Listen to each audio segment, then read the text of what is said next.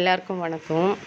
இந்த LKG, UKG, first standard, second standard படிக்கிற பசங்களை எதுக்கு அதிகமாக ஃபோர்ஸ் பண்ணி அந்த கிளாஸ்க்கு போ, இந்த கிளாஸ்க்கு போ, ஹிந்தி கிளாஸ்க்கு போ, தமிழ் கிளாஸ்க்கு போ, டியூஷனுக்கு போ, கராத்தே கிளாஸ்க்கு போ, அதென்ன கும்ஃபு கற்றுக்க போ, கோல் ஃப்ளை கற்றுக்க போ அப்படின்னு ஏன் ஃபோர்ஸ் பண்ணுறீங்க? அதுங்க ரொம்ப சின்ன பிள்ளைங்க. அவங்க விளையாடட்டும், சந்தோஷமாக இருக்கட்டும்.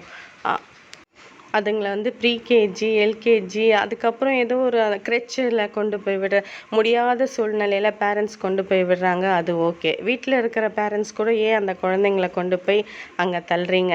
ஒரு சூழ்நிலைக்கு அப்புறம் அதுங்களால விளையாடவும் முடியாது, சந்தோஷமாக இருக்கவும் முடியாது. எல்லாம் 25 வயசுக்கு மேலே உள்ளே தான் பண்ண முடியும். 25 வயசுக்கு மேலே கல்யாணம்னு ஒரு வட்டத்தில் போயிட்டு கல்யாணம், பொண்டாட்டி, பிள்ளைங்க, படிப்பு, வேலை, வீட்டு வேலை, வீட்டுக்கு லோனு, அந்த லோனு, இந்த லோனுன்னு அவங்க ஒரு வட்டத்துக்குள்ளேயே வாழணும்.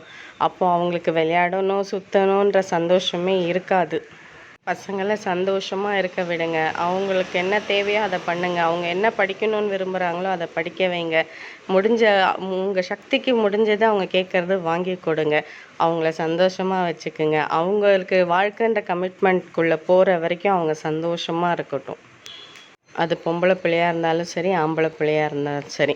பொம்பளை பிள்ளை கலெக்டராகவே இருந்தாலும் ஒரு வீட்டுக்கு போனால் நம்ம வேலை செஞ்சே தான் ஆகணும். அதனால நம்ம வீட்டில் இருக்கிற வரைக்கும் அந்த பொம்பளை பிள்ளையாக இருந்தாலும் சரி, ஆம்பளை பிள்ளையாக இருந்தாலும் சரி, ரெண்டும் ஒன்று தான். இப்போது பொம்பளை பிள்ளைய கட்டி கொடுக்குற மாதிரி தான் இப்போ ஆம்பளை பிள்ளையையும் நம்ம கட்டி கொடுக்குறோம்.